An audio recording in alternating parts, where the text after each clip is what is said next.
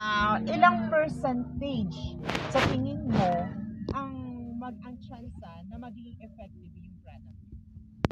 Effective Or yung studies. Because based on the science, these two natural materials has a high quality of absorbing or ano siya, less stones, okay, so na properties. Tapos, very magaan lang siya na product, so it can carry the oil.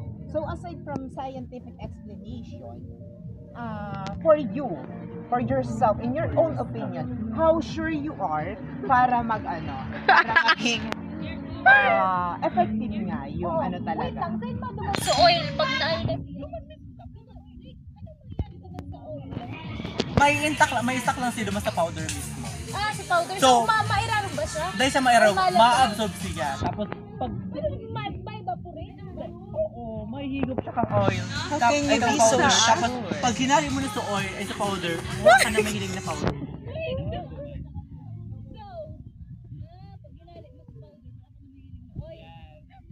Going back to my question, how can you be so sure na magiging siya? And sa iyong opinion, how, it's 80%. Why is it 80%? Yeah, when you said that you are you certainly sure or 100%? Sure na magiging successful yung studies nyo? Kasi nga, maka-absorb siya sa oil. Yeah. Pero hindi naman mahali ang amoy kong oil. Ay, may amoy! Kaya 88% lang. Why? May amoy. Itong backlash. Yes, itong backlash. Ito yung question namin.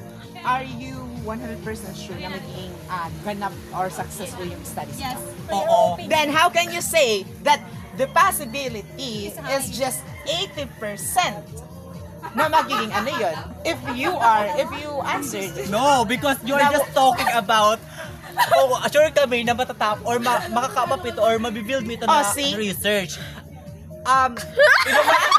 Iba man ang tanong question mo. Ang tanong question mo is how this product can absorb kung from percentage No, I didn't- baga ang ano niya. I didn't ask the Wait, who question. is the Kay Huli nito. respondent? Who is si Amanda namin dito? Oh, the shop. Sa shop, like, halimbawa sa Toyota ngayon.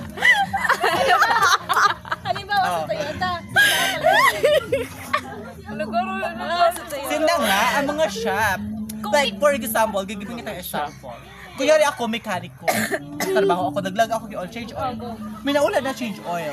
Siyempre, kadalasan, sabi kang advisor me, Anong disadvantage? kadalasan, ng ang change tigagamit paglinis ko oil is tubig. Pero pag 100%. Tapos, siyempre, ulaon siya. Pag inula mo sa tubig, madamas siya sa drainage. Sa drainage,